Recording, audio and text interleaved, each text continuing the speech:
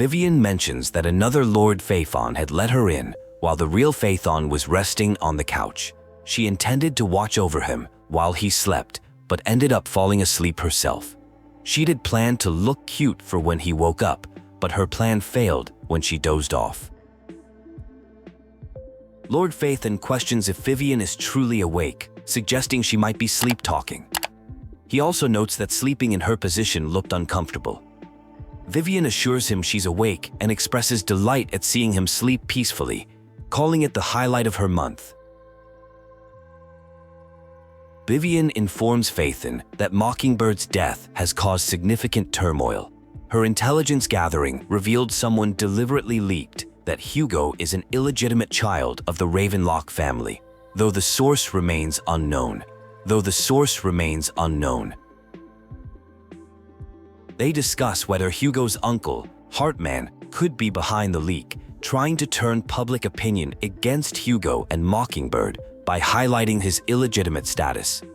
They theorize Hartman might be portraying Mockingbird as just a pawn for someone else. Vivian reveals that while the upper class may view Mockingbird as insignificant, it maintains a loyal following among ordinary citizens. Surprisingly, the public hasn't turned against Hugo, but rather sympathizes with his struggles. Meanwhile, Hartman is facing growing public outrage. Topps is hosting an industry summit typically handled by the Ravenlockes, but another family has taken over this year.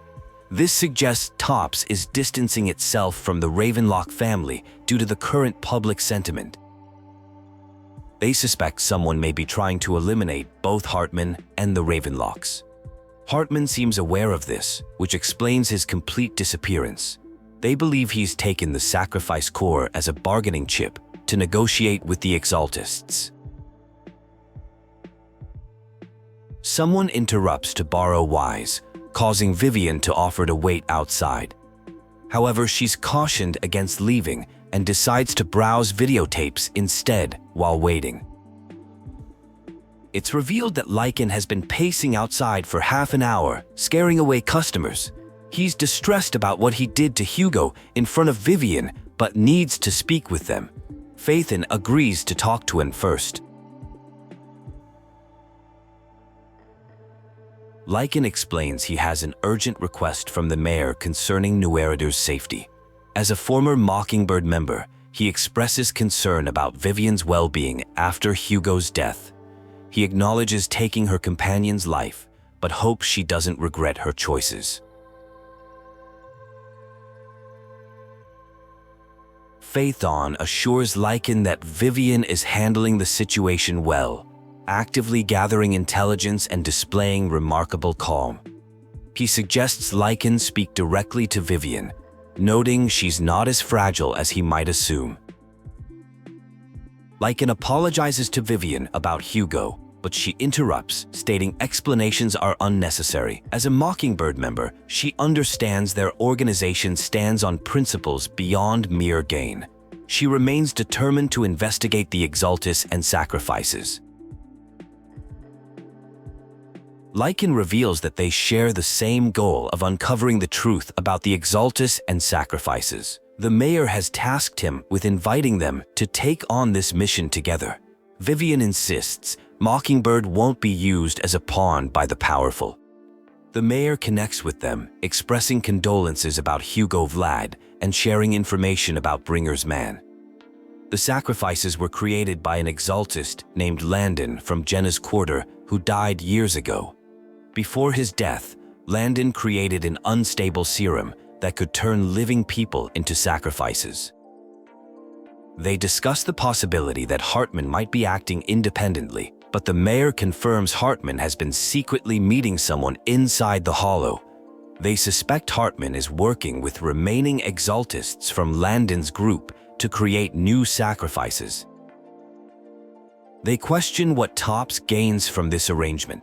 They theorize that a sacrifice outbreak would cause chaos, allowing Topps to take control and appear as the city's protectors while making the mayor look incompetent. This would shift public trust toward Topps. Vivian questions what they gain from partnering with the mayor, who admits they share a common enemy despite differing ideologies. He reveals he helped spread rumors that portrayed Hugo as a heroic figure, unfairly persecuted, showing respect for Hugo. The mayor outlines his collaboration terms. They should retrieve dormant sacrifices from multiple locations, which he'll dispose of properly. He's also arranged for a Void Hunter rank special investigator, familiar with their teacher's research, to monitor their physical condition. They agree to help recover the sacrifices, recognizing the impact on ordinary citizens and Eridu. The mayor expresses confidence in them, acknowledging their positions might not allow for friendship. Dormant sacrifices are dangerous entities that could awaken and harm people nearby if not handled with care. Someone mentioned was unwilling to move them unless absolutely necessary. There was speculation about whether the mayor was investigating the situation and if Hartman fabricated intelligence to work with the team at Tofts. The Ravenlocks were described as a shady family that was once wealthy but declined over time. Their business appeared legitimate on the surface, but there were suspicions about hidden activities involving sacrifices. Edmund apparently had knowledge about dormant sacrifices left in the area for years and mentioned having a backup plan if the original sacrifices failed. Questions arose about Toph's intentions for the sacrifices, possibly for research purposes. One person wondered if normal life in the Hollows was possible, but was quickly silenced. Finding nothing of interest, the group decided to leave the Hollow and report their findings before their fieldwork shift ended. Hartman was criticized for recklessly trying to gain access to Tophs.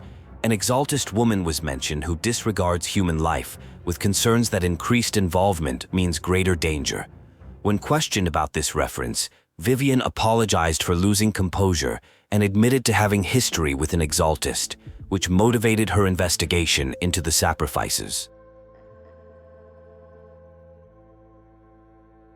Vivian requested more time before sharing her painful memories related to the Exaltists.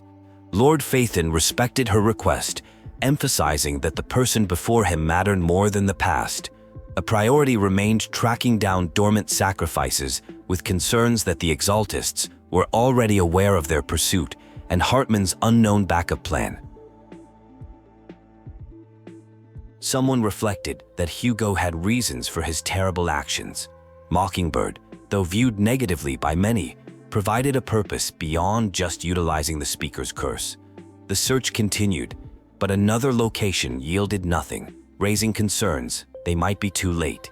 Someone was spotted ahead. Vivian encountered Camille, whom she called sister. Camille rejected this familial reference and revealed her continued allegiance to the Exaltists. She defended Lord Landon's extreme methods as necessary and warned Vivian to stay away, mentioning someone who hates Vivian. Despite Vivian's emotional reaction and offer of help, Camille was firm about her chosen path. The group prioritized handling ethereals first before discussing the encounter. A battle ensued, ending in victory. They reported finding empty locations where dormant sacrifices should have been, as the Exaltists were actively destroying them for unknown reasons. Vivian revealed her childhood connection to the Exaltists under Landon's leadership and her departure after his death. Vivian explained her determination to prevent history from repeating with the sacrifices, knowing the human cost of creating them. She'd asked Hugo to investigate the sacrifice core after learning about one in Janna's quarter. When offered comfort, she deflected, preferring to focus on the larger situation while appreciating the support. The conversation between Top's employees revealed Hartman's backup plan, possibly connected to suspicious mining accidents in Ravenlocke-controlled areas.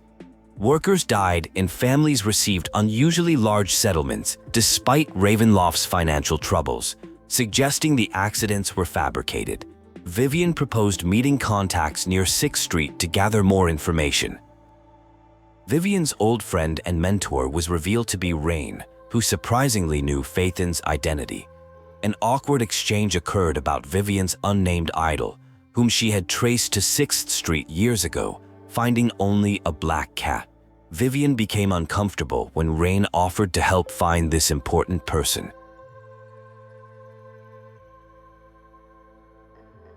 Rain provided intelligence confirming the Ravenlocke family's deception about workers dying in accidents.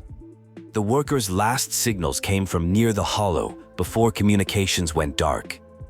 Rain tracked a distress signal to Lumina Square from someone the Ravenlocks hired to search the hollow's perimeter.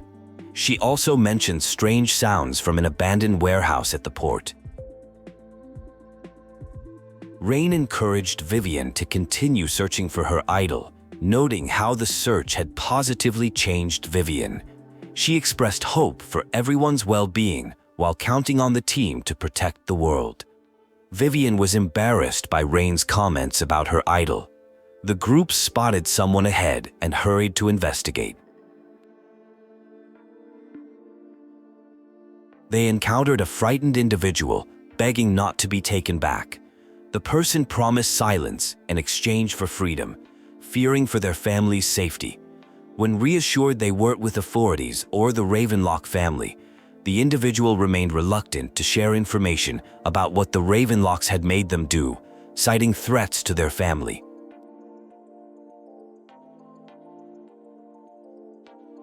A distressed individual expresses guilt and refuses to see family, believing they're responsible for a disaster.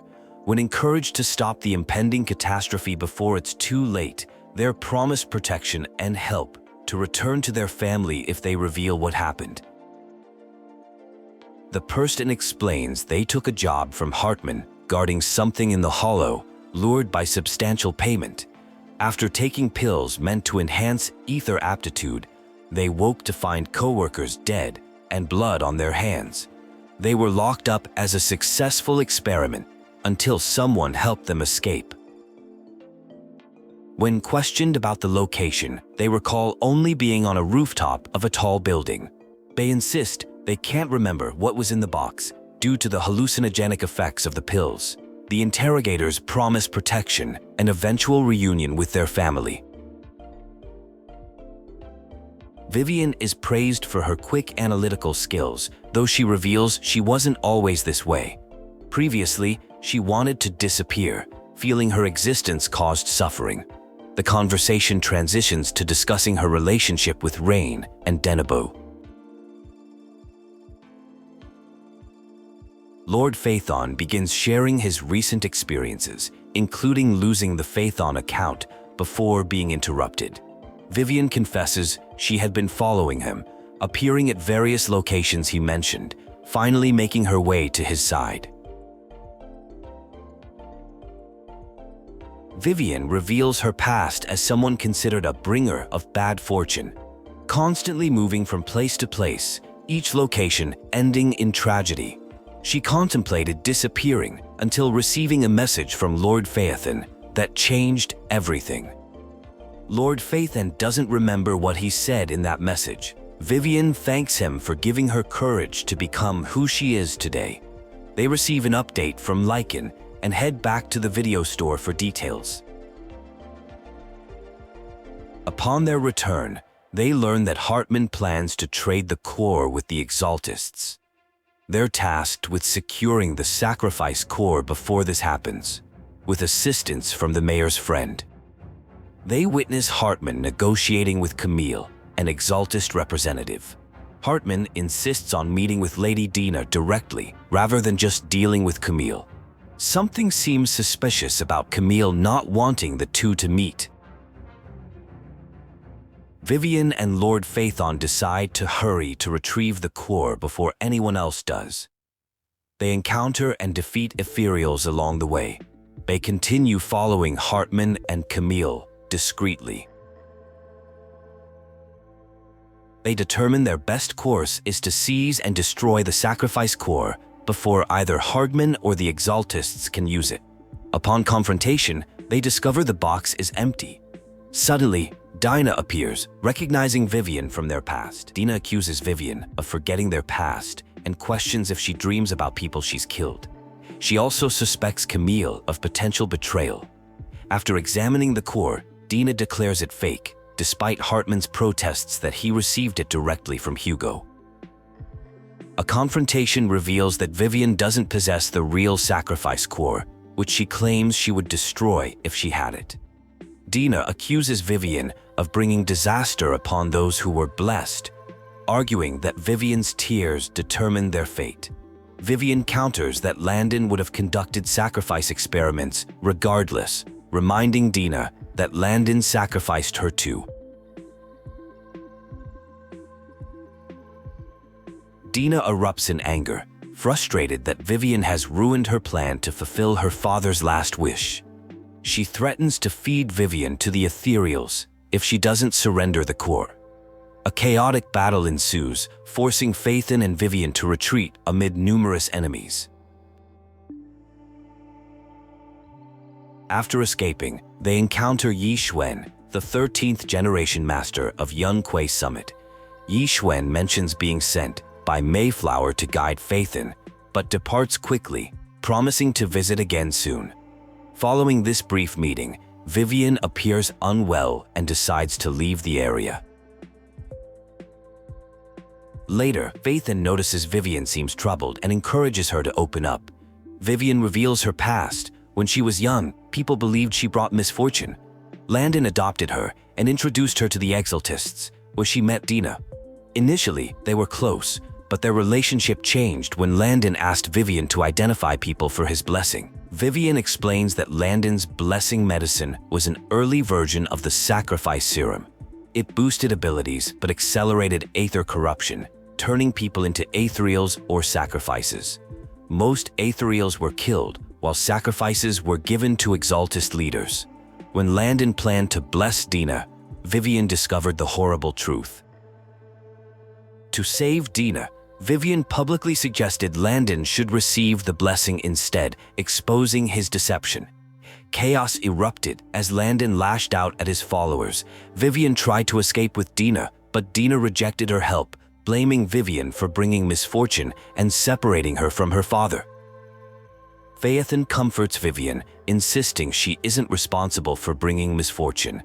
He explains that Landon orchestrated the troubles, while Dina and Camille made their own choices to continue his work. Phaethon encourages Vivian to believe in herself, offering his continued support. Later, Scholl reveals discovering someone, likely Hugo, checking and removing security footage. This provides a potential lead for finding hidden information.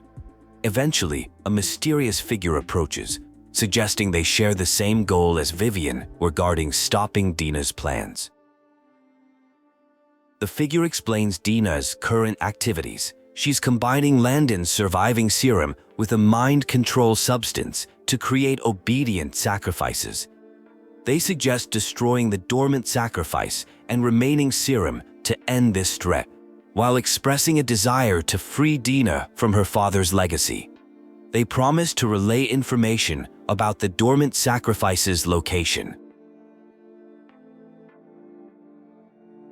The conversation begins with someone expressing concern for their people's safety regarding the sacrifice core. They commit only to keeping it from falling into the wrong hands, trusting the Creator to guide the outcome. There's discussion about Camille's destruction of the dormant sacrifice, though more concern is shown about Hugo's potential plans. Lycan interrupts with urgent news about a Ravenlocke family banquet where family members can invite business partners, creating an opportunity for those seeking to replace Hardnut. The mayor has spread rumors about a young tycoon looking for partners, which has attracted Burton from the Ravenlocke family. A plan forms to infiltrate the banquet by posing as the wealthy tycoon, with hopes of accessing Hartman's study for valuable information. Vivian requests Phaethon's company as her +1, which he agrees to, noting they can watch out for each other. At the meeting with Burton, there's tense conversation about sincerity and intentions.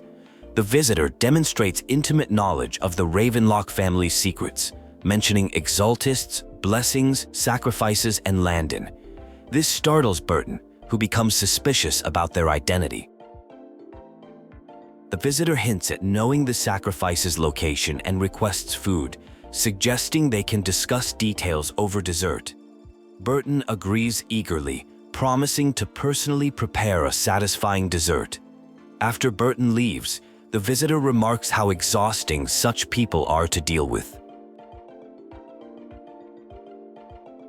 Fathan compliments the visitor's persuasive skills, and they explain these are techniques Hugo taught them. They deduce Hartman is hiding the sacrifice's destruction and the fake core from family members. They plan to search Hartman's study during the busiest part of the banquet. They discuss how surprisingly easy their infiltration seems, noting strict exterior security but potentially lax interior measures. They decide to contact Lycan for backup and check Hartman's correspondence for clues about the sacrifice core. Hartman discovers and confronts them in his office, taunting them about Burton's gullibility. He thanks them for entering his territory and prepares to eliminate them, asking them to give his regards to Hugo. Suddenly, Hugo appears, shocking Hartman, who thought he was dead. Hugo explains he faked his death as part of his strategy to defeat Hartman, calling it perhaps excessive but necessary to keep Hartman off his back. Later, Hugo meets with Lycan, discussing their cooperation in the deception. Lycan is angry about Hugo's risky plan that relied on him understanding a code they set years ago. Hugo dismisses his concerns, saying he had alternative plans. Hugo reveals his complex scheme. As both Hugo Vlad and Mockingbird, he was doomed to die, so he needed to fake his death. He had used his Ravenlocke connection to negotiate with Edmund and his Mockingbird identity to gather information from Hartman about Exaltist remnants. Hugo admits sending the crime declaration letter the mayor received. He explains that by faking his death, he shifted attention to Hartman, creating a perfect situation to keep the Ravenlocke family in check while striking at the Exaltists behind them. Hugo needed to sever ties between himself and Vivian and Phaethon for their safety. His dramatic words about becoming the Abyss were just an act. When asked his motivation, Hugo admits it's revenge on the Ravenlocke family and ensuring Hartman suffers, plus helping Vivian investigate the Exaltists. Hartman acquired a strange substance from Exaltists that allows mind control of victims.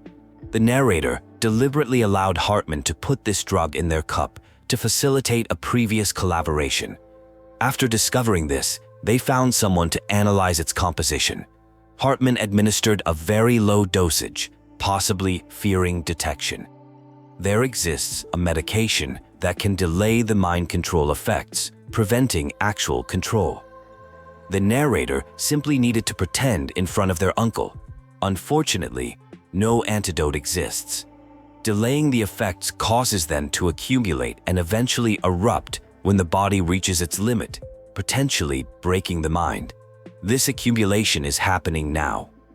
The narrator must endure these accumulated consequences by locking themselves in a room with limbs tied to prevent self-harm.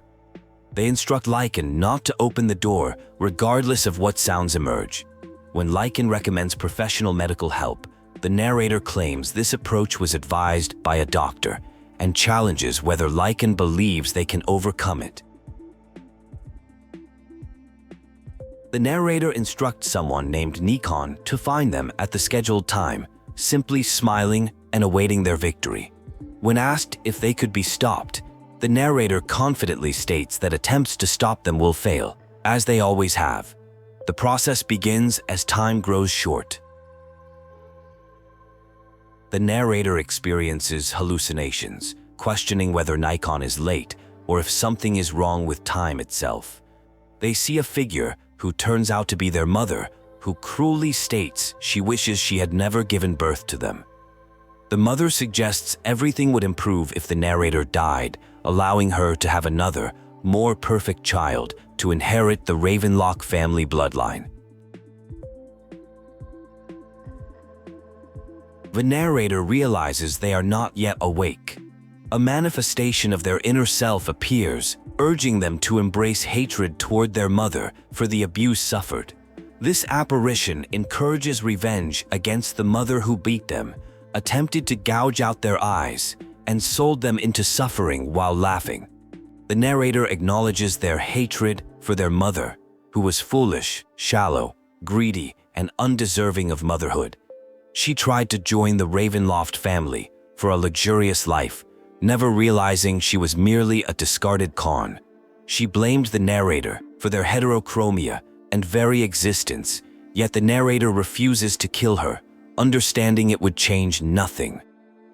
The dark manifestation reveals the mother sold the narrator to the Ravenlocke family for money to start a new life, while the narrator suffered in the Ravenlocke manner. It urges killing for freedom, suggesting weakness leads to victimization. The narrator refuses, explaining that they hate their former weak self more than others and forgives that past self. Realizing they are still in an illusion, the narrator encounters a memory of Serena, who invites them to play hide and seek. Serena questions why she had to die, blaming the narrator. The true inner darkness returns, explaining that Serena, the narrator's half-sister and the only child in the Ravenlocke family who showed kindness, died because of that kindness. The manifestation explains that the narrator's siblings tried to kill them but failed, so they killed the weaker Serena instead and framed the narrator. Yet their father praised rather than blamed them. After this incident, the narrator violently beat the ringleader who framed them. The manifestation describes the narrator's face during the beating as crazed with delight. The narrator states their siblings are all dead now, killed by Hartman in power struggles to become the Ravenlocke family heir. They find it ironic that children who would murder their own kin for power died at their uncle's hand.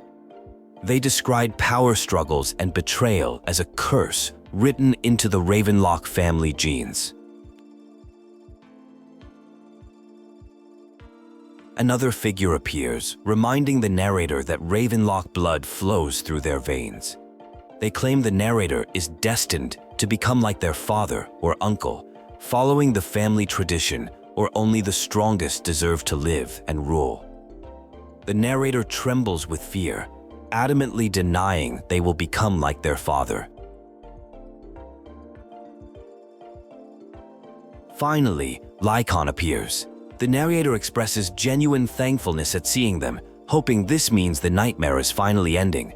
After a pause, the narrator tells Lycan they don't want to hear certain comments from them because they have no idea what the narrator's father is really like. A tense confrontation unfolds as accusations are made about someone's selfish ambitions. The accused is challenged about implementing a calculated plan targeting the Ravenlocke family. The accuser claims the person plotted to assassinate their own father, and when that initially failed, they exploited a hollow disaster in the vicinity to create chaos. The accused deflects blame, stating their father was the one who killed innocents during the chaos. The accuser counters that the accused manipulated the situation, knowing what kind of extreme reaction their father would have, ultimately succeeding in killing him at the cost of innocent lives. They question how this makes the accused any different from their father. The confronted person suddenly realizes their accuser isn't who they appear to be, but rather a manifestation of their own inner self. The scene shifts to a metaphysical confrontation where two aspects of the same person debate their true nature. The inner voice suggests the person didn't deny earlier accusations because deep down, they recognized truth in them. The darker aspect argues that some people exist only to cause suffering, and sometimes murder is necessary for justice. They remind the protagonist of their own words about needing to become like a dragon to slay one. They suggest that hesitation caused more harm, resulting in civilian deaths and injuries to their partner. The dark aspect urges embracing the role of judge, jury, and executioner. The protagonist reveals their uncle Hartman was the true mastermind behind their father's death, seeking control of the family. They argue that a single death wouldn't change organizations as powerful as the Ravenlocke family, and refuse to be consumed by hatred any longer. The Dark Self calls this foolish, arguing that hatred has fueled their progress. They question whether the protagonist truly trusts anyone, pointing to how they hid their scheme of faking death from companions. They suggest the protagonist has built walls around their heart, yet paradoxically longs for understanding and trust. The dark aspect mocks the protagonist for caring about companions more than themselves, declaring that only the weak need allies and that they are children born from hatred. The protagonist rejects this, refusing to yield to the dark aspect of themselves. A metaphysical battle ensues as the protagonist fights against their own darkness. The protagonist finally accepts their darker side, recognizing it as part of themselves rather than fighting against it. They acknowledge that some pain only fades when seen and accepted. The confrontation resolves as they integrate both aspects of themselves, embracing forgiveness and justice alongside their darker elements. Hugo awakens, having survived the internal struggle. He's greeted by someone who appears to be a former partner. After some banter about his recovery, they discuss what happened at the warehouse. Hugo describes his experience as a psychological therapy session with himself, feeling genuinely better after confronting his past. The conversation shifts to Mockingbird, an organization they were once both part of. Despite past conflicts, Hugo affirms that he never considered Mockingbird a failure. He acknowledges its value in helping people and causing trouble for corrupt powers, even if its achievements were limited. Hugo prepares to move forward with his plan. Hugo reveals his intention to gather evidence against the Ravenlocke family's crimes. His former partner Lycan decides to accompany him, citing concern for new Eridu's safety. They discover missing workers from Ravenlocke companies who are being used as sacrifices in the Hollow by Hugo's uncle Hartman. They encounter more workers being exploited. Hugo notes that Hartman views these people as mere resources, comparable to the ether his company mines. They overhear desperate workers discussing their dire financial situations, revealing they took these dangerous jobs despite suspicions because they had no alternatives due to medical expenses and family needs. Workers are being pressured to take pills, which they were not informed about beforehand. Someone claims these pills will increase their aether aptitude and are valuable. The workers are told it's essential medication for working in the Hollow, and refusal means forfeiting the job and compensation. Lycan wants to rescue workers from taking suspicious pills, but is told by a partner that now is not the right time as they need more evidence. Despite Lycan's concern about exploiting innocents, the partner assures that the workers will be fine and requests trust, promising to stop Lycan if they rush in prematurely. Evidence has been gathered, allowing them to confront those responsible. They intercept members of the Ravenlocke family, working effectively as a team. During the confrontation, they tell a Ravenlocke member that their family name will soon cease to exist and suggest the person sever ties while they still can. After confronting the Ravenlockes, it's revealed that one worker was actually an informant who had switched the real pills with vitamin tablets.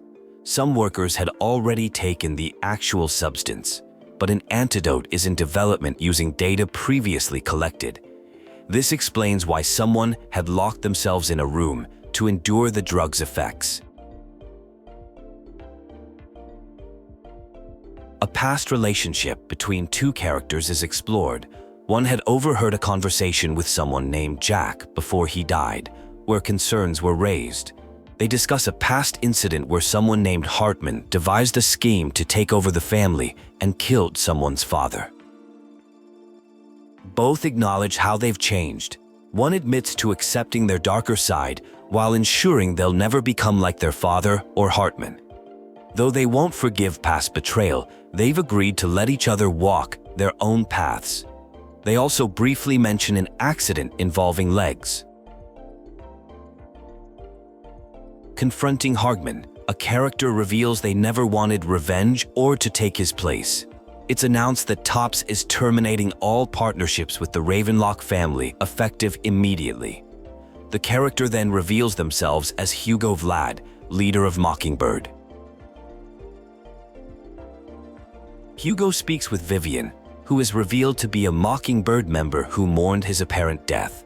Hugo explains he kept his survival secret to protect those he cared about from danger, acknowledging his selfish nature while trying to protect his companions.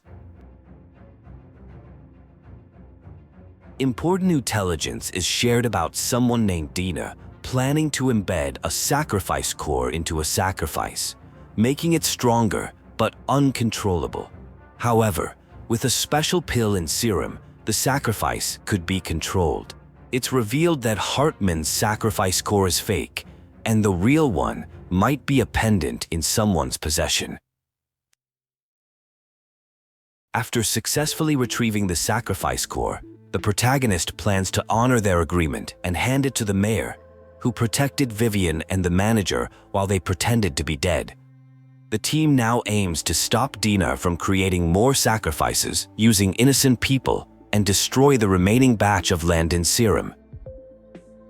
A team discovers Landon's serum stash nearby, along with evidence that missing workers were brought to this location. They decide to act immediately, taking down guards to gain access to the warehouse where the serum is stored. Upon finding more of Landon's serum than expected, the team realizes that Dina hasn't implemented her final plan yet. Concerned that Dina might create obedient sacrifices by combining Landon's concoctions with her own, they decide to split up to be more efficient. The team divides their efforts. Hugo and Lycan will destroy the remaining substances while Vivian and the protagonist search elsewhere. They discuss the challenges of having two Lord Phaethons working separately and express concern about encountering Dina, who is obsessed with fulfilling her father's dying wish. A character expresses regret about a future vision they've seen involving Lord Phaethon and vows to prevent it from happening. Combat ensues as they discover more serum containers near a fissure. Dina confronts Vivian, revealing that the test subjects have been taken to safety. Dina defends her actions, claiming she offers hope to those affected by the Hollows. She reminds Vivian that Landon once gave her purpose and shelter when no one wanted her. Dina accuses Vivian of being ungrateful and destroying everyone's hope. Vivian counters that Dina and Landon weren't giving people hope, but exploiting it, pointing out that Dina herself showed fear when Landon wanted to inject her with the serum. Vivian pleads with Dina to stop living in lies, warning about the consequences if sacrifices lose control. Dina dismisses these concerns as necessary sacrifices for a greater goal and orders Camille to release failed subjects. Camille refuses Dina's order, explaining that while the Hollows took her family, she doesn't want to ruin more lives. She confesses to feeling guilty about destroying Dina's hope, but believes they shouldn't continue on this destructive path. Camille reveals she made a deal with Hugo and the mayor, offering to take responsibility for everything. She claims she forced Dina to research sacrifices and kept her captive. Camille decides to dispose of the failed subjects despite Dina's desperate protests. Camille explains that she followed Dina because her red hair reminded her of her sister who is taken by the Hollows. She encourages Dina to start over and make new memories before saying goodbye and leaving to handle the failed subjects. Dina blames Vivian for her losses and reveals their complicated past. She explains how she was initially happy when Landon brought Vivian home as her first friend, but eventually became jealous as Vivian gained Landon's attention and love. Dina admits she feared Landon would force his blessing upon her and hated Vivian for causing her father's death. A tense conversation unfolds between Vivian and Tina. Tina expresses feelings of betrayal, revealing that unlike Vivian, who had experiences outside the Exaltists, she only ever had her father and the organization. She explains that being useful to her father was her only purpose and value in life. Tina accuses Vivian of destroying what little she had while thinking she was doing good. She points out that while Vivian affected only a small part of her world, that small part was all Tina ever had. Vivian responds that she never wanted to hurt Tina, calling her a first friend and explaining she wanted to save her. Vivian tries to convince Tina to start over, promising to take care of her and introduce her to amazing people in New Everdew. Tina refuses, stating she cannot forgive Vivian. She explains that hatred is all she has left, and she refuses to let that go because it would leave her with nothing. Tina embraces her hatred, declaring she will continue to hate Vivian for killing her father and hate Camille for leaving her. She refuses to feel regret or to owe anyone anything. The situation escalates until Lord Phaethon tries to intervene, but Vivian insists on bidding farewell to her first friend. A dramatic scene unfolds where Vivian appears to be in danger. Despite warnings to stay away, Vivian makes a choice to change the fate she saw, injecting herself with Landon's serum to defeat Ethereals. The crystallization process begins to affect her body as she sacrifices herself. The scene shifts to Wise awakening at a store, confused and concerned about Vivian. Belle informs him that Hugo and Lycan brought him out of the hollow and that Vivian survived with only minor scratches despite using the serum on herself to defeat the Ethereals. Lord Phaethon, Wise, reunites with Vivian, who survived despite the crystallization process. Lycan explains that Wise appears to have a special ability to manipulate etheric energy, which reversed Vivian's corruption. This ability is described as a gift from their teacher. The mayor expresses gratitude to everyone through Lycan, promising each person one unconditional favor within his means. Various humorous negotiations follow regarding what these favors might entail, including potential political positions and personal requests involving Lord Phaethon.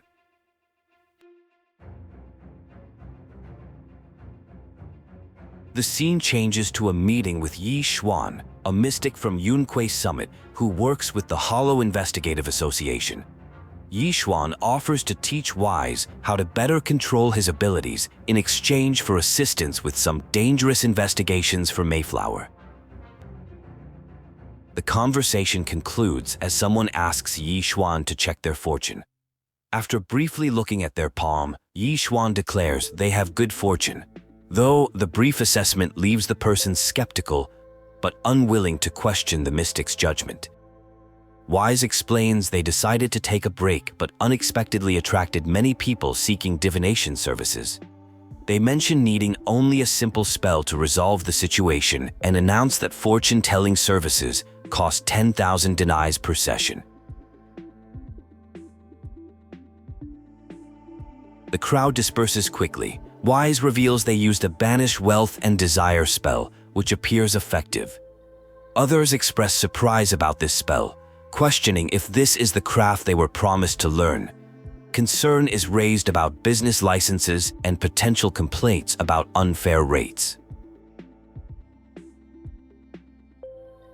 Chifu explains these items are necessary for future investigations, but doesn't elaborate further, promising understanding will come with time. When accused of being mysterious, Chifu insists nothing is being hidden, merely that the proper time for revelation hasn't arrived yet. Having obtained what they came for, Chifu suggests the group should part ways at this point. The interaction concludes with assurance that there will be ample opportunities to meet again in the future.